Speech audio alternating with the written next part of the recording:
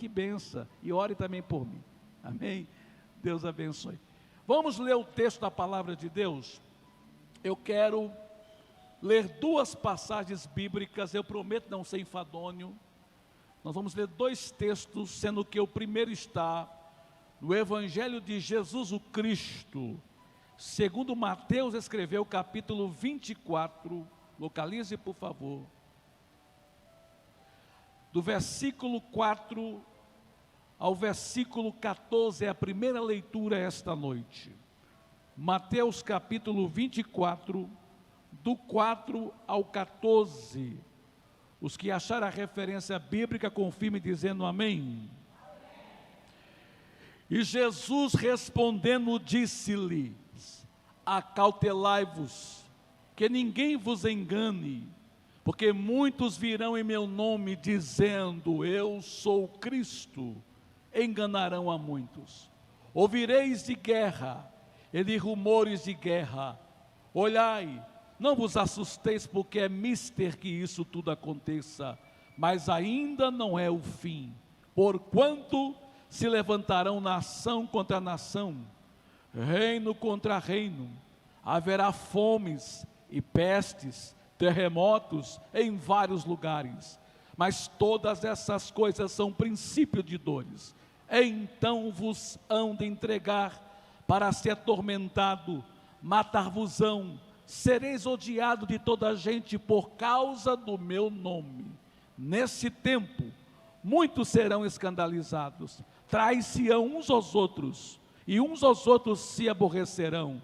Surgirão muitos falsos profetas, enganarão a muitos, e por se multiplicar a iniquidade, o amor de muito esfriarão, mas aquele que perseverar até o fim, será salvo. E este evangelho do reino será pregado em todo o mundo, em testemunha de todas as gentes, então virá o fim. Parafraseando o contexto, Atos dos Apóstolos, capítulo 8, por gentileza, Atos 8, do verso 1 ao verso 5 de Atos dos Apóstolos, capítulo 8, do verso 1 ao verso 5, que diz assim: também Saulo consistiu na morte dele, e fez-se naquele dia uma grande perseguição em Jerusalém, e todos foram dispersos pelas terras da Judeia e de Samaria, preste atenção, exceto os apóstolos, e uns varões piedosos foram enterrar Estevão, e fizeram sobre ele grande pranto, e Saulo assolava a igreja, entrando pelas casas, arrastando homens e mulheres, os encerrando na prisão. Mas os que andavam dispersos, ia por toda parte anunciando a palavra, e descendo Filipe a cidade de Samaria, lhes pregava Cristo, e quem crê diga Deus seja louvado. Tome o seu assento por favor. O pastor Marcos, quando me fez o convite, ele disse, o nosso tema é missões, perseguições, missões em tempo de perseguições.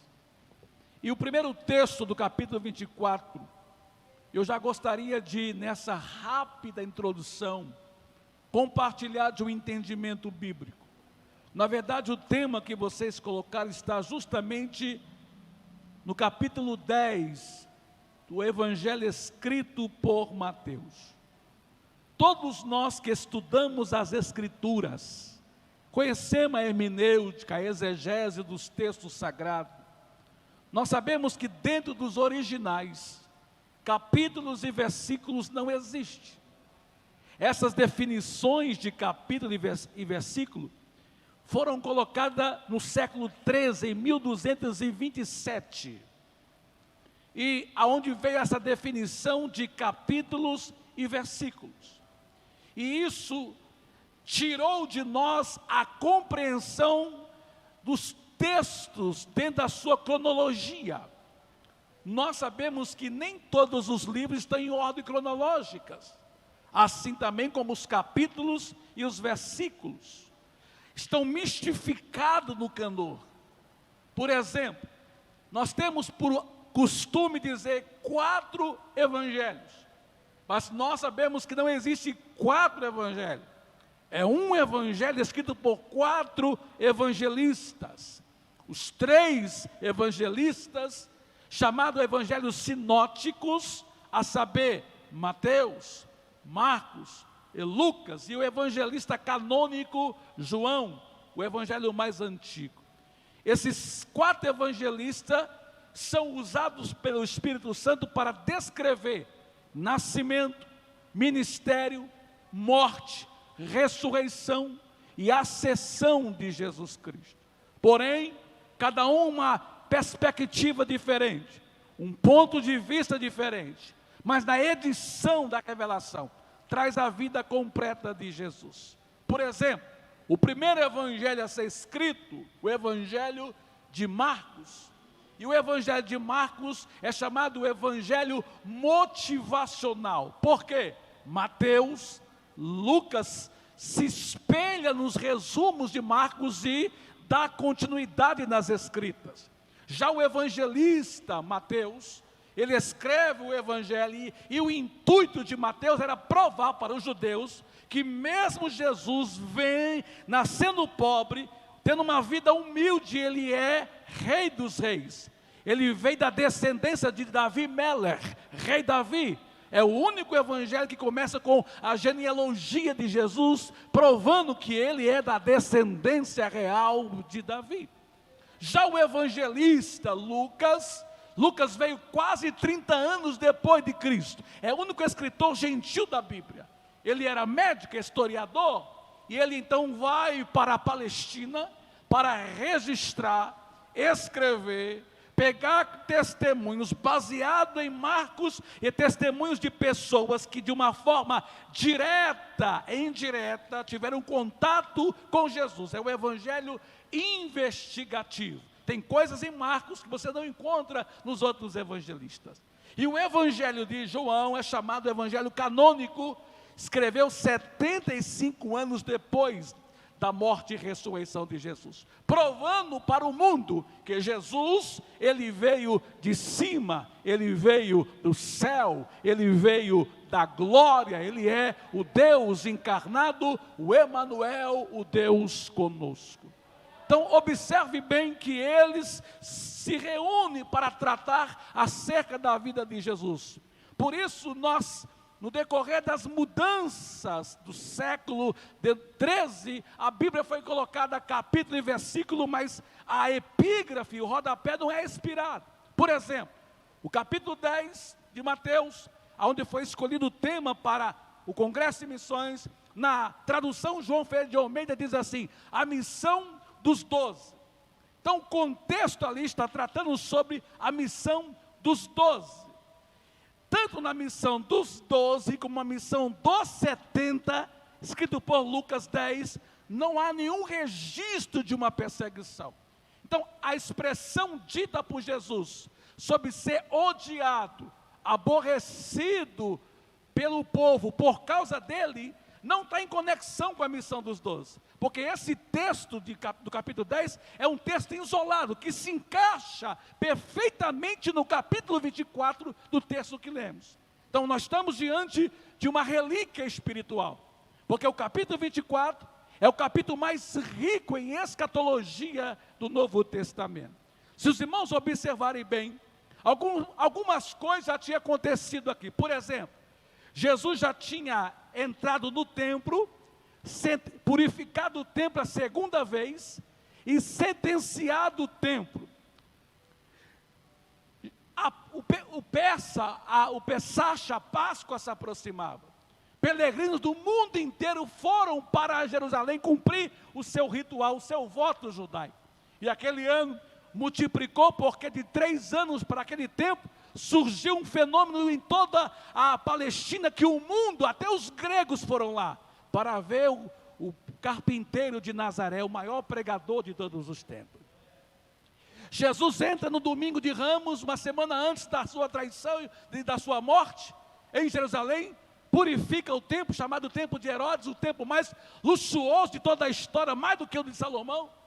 Depois, quando ele sai do templo, o templo está em reforma, vai terminar quase 10 anos depois de Cristo, destruído na era 70 depois de Cristo. Os discípulos com o coração patriota dizem: mestre, olha que estrutura deste templo, olha as pedras, que coisa linda. Jesus diz: não vede tudo isso? Em verdade eu vos digo, não ficará aqui pedra sobre pedra que não seja derribada. Aí o capítulo 24 inicia, e é uma mensagem não para as multidões, é uma mensagem para discípulos. Jesus sobe o Monte das Oliveiras, e tem uma visão panorâmica da cúpula dourada. Aí em particular, chegam os discípulos e faz 3 perguntas escatológicas. As 3 maiores perguntas escatológicas da Bíblia. Primeiro: Senhor, quando serão essas coisas relacionadas à destruição do templo?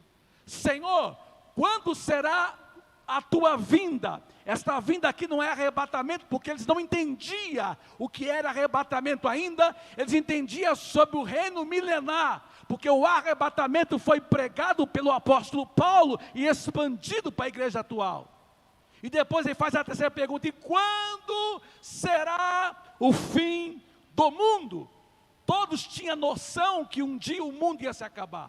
O próprio Ezequiel disse: o fim vem sobre os 4 cantos da terra.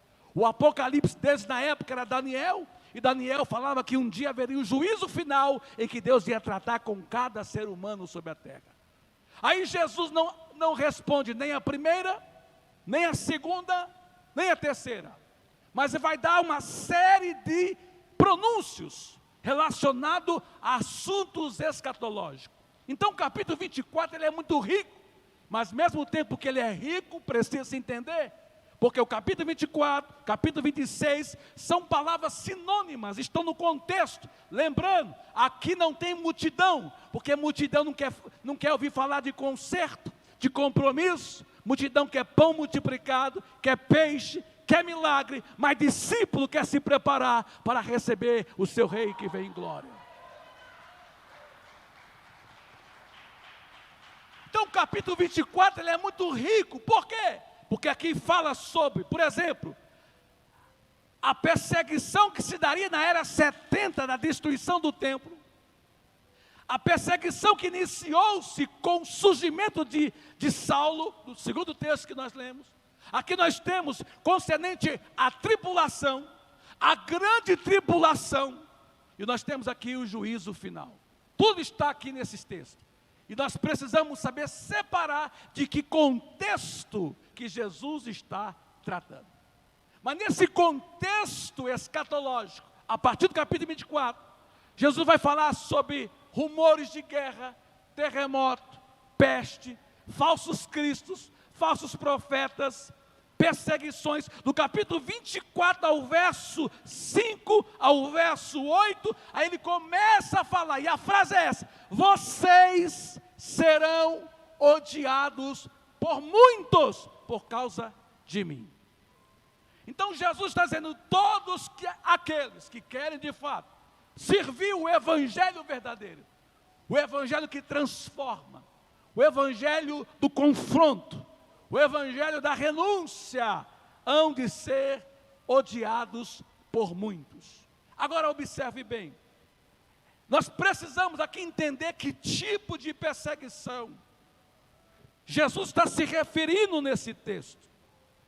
O que isso quer dizer? Qual é o propósito dessa perseguição? Primeiro, 3 pontos eu quero colocar. Primeiro, a história da perseguição. Segundo, o contexto da perseguição. Terceiro, o conflito da perseguição.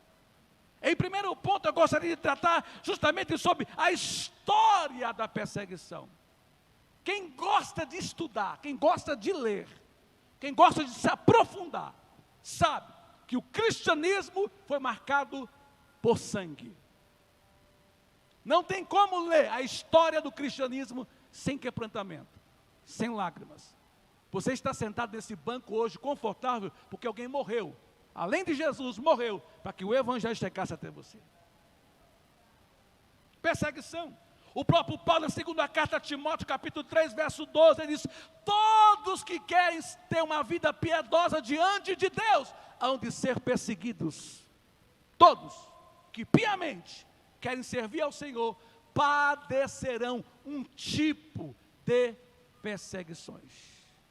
Se nós observarmos bem, o texto vai falar justamente, Jesus foi claro aos seus tamudim, ele foi explícito em Mateus 16, 24, quem quer vir após mim, negue a si mesmo, toma a sua cruz e venha, porque quem perder a sua vida por amor a mim, achá-la-á, e quem achar a sua vida, perdê-la-á. O evangelho de Jesus não é triunfalista, tem que perder aqui para ganhar lá em cima. Então observe que a história do cristianismo, da igreja, foi uma história de perseguição. Paulo diz em Romanos 8, 35, quem nos separará do amor de Cristo? A tribulação, a angústia, pois vos digo, nem a morte, nem a vida, nem o futuro, nem anjos, nada nos separará do amor de Deus que está em Cristo Jesus. Nada. Então observe, segunda carta de Paulo aos Coríntios, capítulo 4, verso 8, verso 9, Paulo diz assim: em tudo somos atribulados, mas não desanimados, perplexos, mas não abatidos, perseguidos, mas não desamparados, trazendo em toda parte a mortificação das marcas de Jesus Cristo. Perseguição.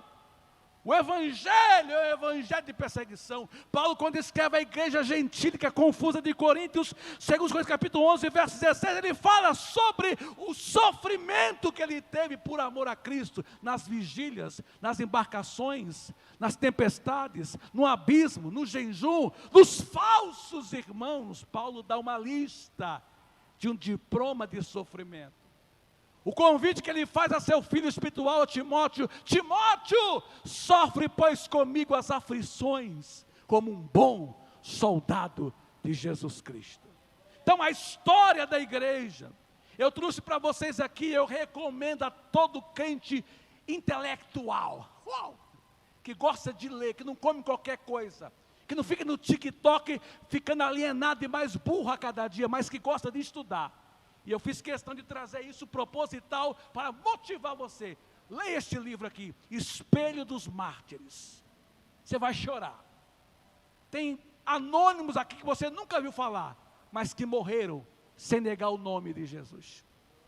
As irmãs Maria, que foram assadas lentamente, porque dizia ser seguidora de Jesus, morreram, mas não negaram Jesus. Você já ouviu falar da Catatumba de Roma? O que a igreja apostólica romana fez na Inquisição? Aqueles que descobriram que não é por indulgências, nem por obras, mas é pela graça em Jesus que somos salvos. Perseguições. Todos que querem servir ao Senhor hão de ser perseguidos. Mas eu gostaria de falar para vocês sobre a origem da perseguição. E a origem da perseguição não tem nenhum vínculo político, irmãos. Porque a origem, eu estou falando da perseguição por amor ao Evangelho. Eu esqueci de colocar aqui, trazer para vocês os 5 países mais perseguidos radicalmente no mundo, por causa do Evangelho. Alguns países, o diabo se apresenta como um leão, que despedaça suas presas. Nigéria, Paquistão, Saguaquistão, os países da América Latina, aqui os vizinhos, aqui bolivianos, sendo a Venezuela, onde crente é assassinado, é morto. Temos missionários lá. Nesses países, o diabo atua como leão, mas em nossa nação brasileira, a perseguição é mais fria, porque é nos bastidores. Eu não estou falando de uma perseguição dos bolsonaristas e dos lulistas. Eu não estou falando de perseguição política por posição e poder e ganância. Eu falo da perseguição verdadeira por amor ao Evangelho. Agora observe, Jesus disse assim, no capítulo de número 11 do Evangelho de João: não é o servo maior do que o seu Senhor. Se perseguir o Senhor, hão de perseguir os servos do Senhor. Vocês serão odiados pelo mundo. Sabe por quê? Porque vocês não são do mundo. E por isso o mundo aqui não é cosmo, o mundo aqui é sistema. Por isso que o sistema odeia vocês, porque vocês testificam que ele é mau. Aí Paulo pega a palavra em Romanos 2 e diz assim: rogo-vos, irmãos, pela compaixão de Deus, que apresentei vossos corpos em sacrifício vivo e santo, é agradável a Deus, e vosso culto racional, e não vos conformei com este sistema, mas transformai-vos pela renovação da mente, para que experimentei qual seja a boa, perfeita e agradável vontade de Deus. Aí vem o apóstolo João na sua epístola, capítulo 2, diz assim: não, filhinhos, não ameis o mundo, nem o que há no mundo, pois quem ama o sistema, o amor do Pai não está nele, porque o que há no sistema é concupiscência dos olhos, concupiscência do corpo, concupiscência da vida, não vem do Pai, mas vem do sistema. Os crentes da antiga aliança, eles tinham uma posição que os seus filhos herdaram isso, e no tempo depois de Cristo, a igreja primitiva, eles eram completamente diferentes. Nos panteões dos romanos, que adoravam várias entidades, vários deuses, eles adoravam o único Senhor. Eles não cumprimentavam qualquer um na rua, você entende isso? Eles não iam aos teatros, eles não iam às festas pagãs, eles eram isolados e eles eram defamados porque eles tinham uma posição de santidade. Dizia, eles fazem ceia, bebem sangue, eles comem carne, eles usavam a ferramenta da calúnia. Por isso que a igreja foi lavada em sangue. Perseguições, reis, imperadores, papas se levantaram contra a igreja. Todos estão hospedados no hotel do inferno, e a igreja continua de pé para a glória do nome do Senhor. Agora observe, deixa eu falar de uma perseguição que está acontecendo. Alguém diz, passou 50 nações perseguidas no mundo, sim, mas lá não está a bandeira brasileira, verdade. Mas eu vou falar de uma perseguição que está para surgir em qualquer momento. Não, não é essa, volto a repetir, não é essa que está acontecendo no nosso Brasil. Porque a igreja se posicionou a uma posição política e uma posição mais conservadora. Não é esse tipo de perseguição. Eu falo de uma perseguição que vai surgir, já está acontecendo em alguns lugares, já está acontecendo, mas ela vai vir em uma escala muito grande. E eu vou lhe dizer essa perseguição no segundo texto que nós lemos aqui, porque o capítulo 8 de Atos é um divisor de águas. A visão de Cristo sempre foi o mundo. Duas coisas Jesus fez.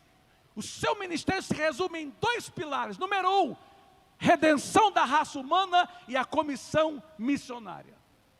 Acerca da redenção, ele cumpriu com excelência, sozinho, sem apoio de homem. O homem só tem um direito nesse processo de receber a salvação. Mas a segunda ele deixou inacabada, porque foi transferida para a igreja a comissão da evangelização aos povos não alcançados. Essa missão não é da Casa Branca, não é do Pentágono, não é da KGB, não é da FBI, é a missão da igreja, proclamar o Evangelho. Conta-se um poeta cristão, não é bíblico isso, conta-se um poeta cristão, ele teve uma revelação, e ele estava lá na eternidade, nós chamamos de céu, e conta-se, ele na sua revelação de sonho, e depois ele fez um poema, que Jesus quando chegou na eternidade, os anjos o receberam, foi um glamour, foi uma alegria, porque o rei dos reis voltou para o seu palácio, e os anjos então começaram a perguntar, mestre, tu fostes ao mundo, pagaste um preço tão terrível pelos homens, e agora, quem dará continuidade à obra que o Senhor consumou no Calvário? Conta-se o poeta no seu sonho, ele disse, Jesus olhou e disse, eu deixei lá 11 homens e algumas mulheres, eles vão multiplicar e darão continuidade.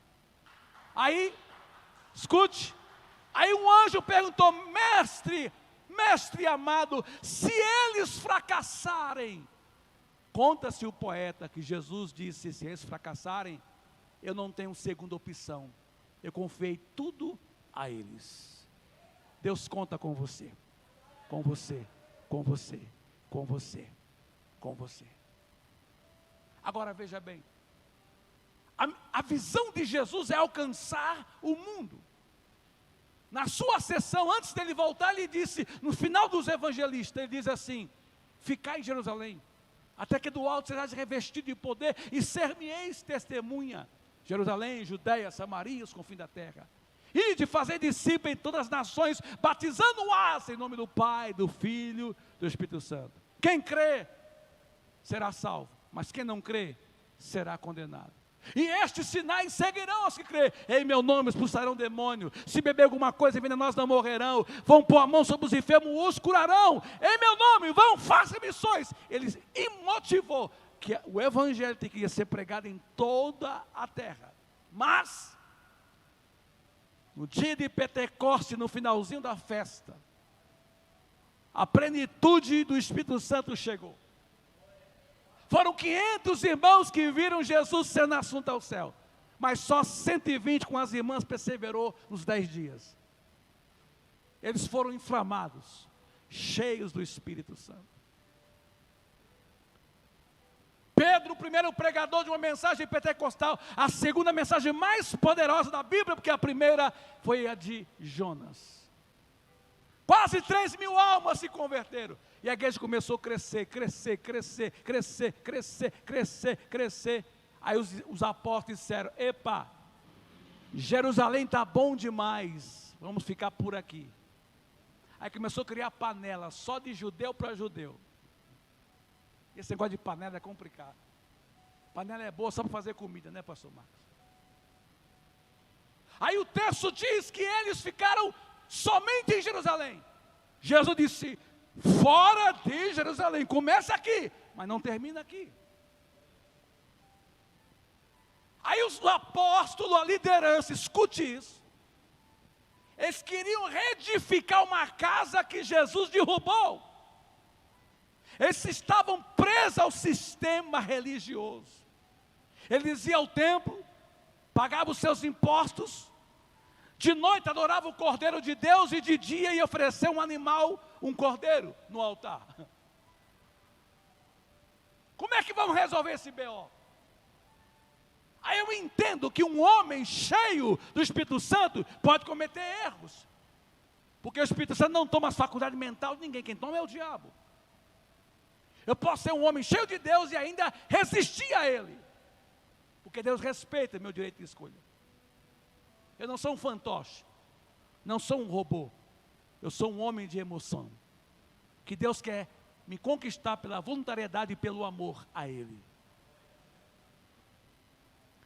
Aí Deus vem na contramão da ótica, levanta uma liderança dentro de uma liderança, pega essa visão. Já que os apóstolos estão presos, eu vou levantar os diáconos. Porque no contexto aqui, título sem unção não conta. Aí surge um helenista, um judeu de nome grego, Estevão, que no original é Estevão, judeu, mas estudou fora de Jerusalém, dominava o grego, que era a linguagem da época, não tinha muito preso com a tradição judaica, que era serronha, desde as vestes aos rituais, e começou a pregar uma mensagem de milagres. Os alexandrinos da África, um povo mais inteligente, não resistia à sabedoria com que Deus usava Filipe.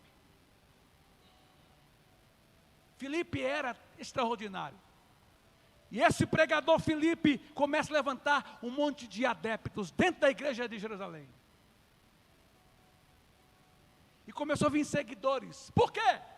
Porque a mensagem de Estevão era idêntica com a mensagem de Jesus. Jesus disse: gente, eu derrubo esse templo em 3 dias e reedificarei. Mas levou 40 anos. Não, seu burro, eu estou falando do templo do meu corpo. Ele disse: a samaritana não é no monte, nem aqui que se adora a Deus, porque o Pai procura os que o adore em espírito e em verdade, porque Deus é espírito, importa os que o adorem em espírito e em verdade. Não é mais Jerusalém lugar de adoração, é dentro de você. Aí o judeu diz, vamos matar ele. Esse homem tem poder de persuasão. Daqui a pouco ninguém vai dizimar, daqui a pouco ninguém vai vir matar animal. E vai virar aqui, vai virar um museu, vai virar um elefante branco. Mate ele! Aí levanta-se Estevão. E eles não resistem à sabedoria de Estevão, levanta calúnia. O inimigo é covarde. Ele apela para a calúnia. Leva ele para o sinédrio. A maior autoridade, o fórum judaico, a maior autoridade judaica para julgar, e todos fixando os olhos dele, como se o rosto dele é como um rosto de anjo. Ele abre a boca e traz uma das mensagens mais profundas do Novo Testamento, começando lá no comecinho com Abraão, e vem pregando, todo mundo assim, uau, quem é esse cara? Mas quando chega uma parte, ele começa a aplicar e dizer, parafraseando, Deus não é um Deus estático. Deus é um Deus universal. Deus não está preso mais a sistema e tradições. Vocês são rebeldes igual o pai de vocês. Vocês pregam, falam de Deus, mas vocês não querem a verdade. Começou a pregar. Eles ficaram tão demoniados, que pegaram o jovem Estevão, de 29 anos de idade, levaram para fora e o apedrejaram, e depositaram as suas vestes aos pés de um mancebo chamado Saulo. Aí Saulo é um instrumento de manipulação dos covardes religiosos, que enche ele de autoridade. Ele começa a perseguir a igreja, mas essa igreja, escute, que ele está perseguindo aqui, não é a igreja que seguia os apóstolos, era um grupo pequeno dos seguidores de Estevão. A perseguição se dará em nossa nação, o próprio sistema corrompido religioso vai perseguir a liderança que entende que Deus não é um Deus estático. A visão para esse tempo não é dentro do templo, é fora do templo. Irmãos, não estou falando aqui de modismo, de invenção, de regressão. Eu estou falando de uma mensagem consistente, bíblica, cristocêntrica, mas que não fique aquela oração de hipócrita, Senhor, envia as almas. Não vai enviar, você tem que ir atrás das almas. Você tem que ir aos becos e valados. Você tem que ir evangelizar. Agora, por que muitos não vão? Porque estão vazios de Deus e cheios de crítica e de argumentos humanos. Eu sou assembleano, já fui roxo, Jesus me libertou. A minha cara não nega, meu traje não nega, mas a visão missionária te quebra por dentro. Irmão, eu tive em lugares, dois sentimentos de missão que você tem quando você vira um missionário: de gratidão e de revolta. Porque você viaja os campos missionários. Nós temos pastores na Nigéria, inclusive amanhã eu vou receber alguns homens da Nigéria, que têm uma autoridade tremenda lá. Mas quando eles me ligam e dizem, pastor, vamos investir na África, eu tenho muita África brasileira aqui para investir. Porque parece que não dá Ibope, Bahia não dá Ibope. Pernambuco não dá Ibope é África. Moçambique dá Ibope. 80% dos congressos de missões no Brasil é uma falácia.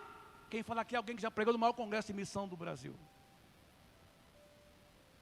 Eles pegam uma foto de uma criança com a cabeça desse tamanho e colocam no banner para comover você.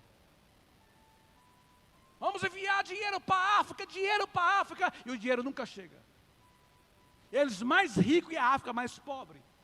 Porque o problema da África não é dinheiro, é espiritual. É uma briga entre eles mesmos. Agora aqui, no recanto do nosso país, tem as Áfricas no sertão. Pastor Marco, eu fui por um Amazônia, num lugar chamado Lago do Pretinho. Olha o nome do lugar. Eu viajei até Maués. Viajei a noite inteira com a minha esposa de barco. Saímos 17 horas de Manaus, chegamos no outro dia, às 13 da tarde em Maués. De Maués pegamos um barquinho, pastor João, missionário, 84 anos, faleceu. O Senhor recolheu um tempo desse. Um barquinho, teco-teco. Lembrando que nem eu, nem a minha esposa sabemos nadar. Se cair no rio, irmão, só a alma. Eu disse, pastor João, quantas horas vamos demorar para chegar lá no Ribeirinho? Ah, só 6 horas só, meu filho. Aí viajamos, naquele barquinho, muita sucuri, muito jacaré, e foi aquele barquinho, lá no meio do nada, do rio. Que sensação, irmão. É a mesma coisa de andar de avião, uma sensação, se cair ali, só Jesus. Chegamos de noite num lugar chamado Lago do Pretinho. Ficamos 15 dias, eu e minha esposa lá. De manhã nós comíamos arroz e cebola. De noite era cebola e arroz. Minha esposa tinha que comer farinha com açúcar, porque arroz não tem vitamina nenhuma. Arroz é um engoto, só dá barriga. Feijão não, feijão tem ferro, vitamina, você põe uma farinha, uma pimentinha. O arroz não enche a barriga de ninguém. Aí ela botava açúcar com farinha para tentar enganar as lombrigas. O Amazonas aqui. Muito suicídio de jovem. O tráfico ganha o campo porque os jovens não têm o que fazer, não tem serviço. Fiz uma viagem para visitar um sulista que casou com um amazonense dos Gideões. Mas 4 horas de barco, o vento estava agitado, eu me senti os discípulos com o vento, a tempestade do barco. Só procurei se Jesus estava na polpa. Chegamos lá, eles ficaram alegres, porque eles não viam a gente há muito tempo, só balsa com soja subindo e descendo. Eles não tinham geladeira, um calor, quem foi no Amazonas é quente demais. Eles pegaram um peixe, fritaram um dia anterior, sabendo que nós ia chegar lá. Eu fui lá só para orar para uma alma. Aí ela veio com um pratinho, com um arroz, unido venceremos. Se bater na parede, vira reboque. Uma mandioca dura que quase quebrou minha obturação. E 2 peixes fritos. Irmão, diante do Espírito Santo. Quando eu peguei o prato e trouxe na minha boca, senti o cheiro, o peixe estava estragado. Podre. Eu disse, Jesus, me perdoe, mas esse processo eu não passo não. Estou em fase de convertimento. Minha esposa missionária passada na casca do alho, como diz o amazonense. Eu disse, meu amor, I love you, baby. Ela disse, sim, querido, toma para você. Ela olhou assim, comeu o peixe. E eu chorei muito. Eu disse, tu és uma missionária. Aqui no Amazonas. Tem gente que quer ir para a África, Estados Unidos, New York. New York. Um colega meu sonho é se fazer missões na América, é uma igreja para 500 crentes. Eu falei, você é muito fanfarrão. Mas não dá ibope fazer missão no sertão. Não dá ibope. E quem diz que missões é ibope? Missões é uma obra urgente. E eu vou te dizer que o Senhor vai tirar uma igreja, dentro de uma igreja, a igreja representada por Estevão, é a igreja humilde, sem parede, sem fronteira, que não está presa a sistema, mas que vai atrás dos perdidos. Irmãos, está vindo uma perseguição em nossa nação. Uma perseguição. Porque esse governo atual, eles veio para ficar. Só Deus remove eles de lá, ninguém mais. Está todo mundo calado. A gente só sabe latir que nem pitbull, desculpa a expressão, mas ninguém faz nada. Porque o negócio é muito maior que a gente pensa. Não é questão de esquerda ou direita, é questão de nova ordem mundial. O Brasil é o maior país da América Latina. O diabo sabe que o Brasil tem potencial para revolucionar. E essa igreja relevante, que será perseguida pelo sistema da igreja corrompida e destruída. Porque essa igreja, que será perseguida, perseguição ferronha, calúnias, defamações. Eu estive agora pregando em São Paulo, na capital, na igreja do bispo Wagner, meu amigo, um paizão. Ele tem mais de 1000 membros. Trabalha com a visão celular. Um homem sério. Um assembleano do Belém, ficou muitos anos, abriu muita igreja do Belém.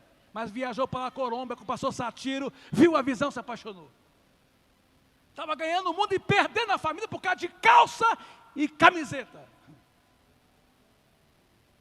Ele abraçou a visão. Tem mais de 1000 membros hoje. Mas sabe o que está acontecendo em São Paulo? Eu vou lhe dizer o que está acontecendo. E não vai ficar só lá, vai estender isso para o Brasil inteiro. As religiões afro, que dizem ser religião, investiu uma guerra pessoal contra as igrejas que dá dor de cabeça. Eles estão enviando os seus, que estão inseridos nas células lá em São Paulo, descobrindo as fragilidades da liderança. Gente, parece coisa de igreja americana, parecendo o espírito de Jezabel do livro. Infiltrando dentro da igreja. Levantando fake news de perfis falsos de rede social. Cuidado, você que posta tudo em rede social. Vai na feira, põe no Face. Vai na pizzaria, põe no Face. Vai na praia, põe no Face. Para com isso, irmão. Não se exponha, não. Aí eles fazem o perfil falso. Estão inventando calúnia contra os pastores.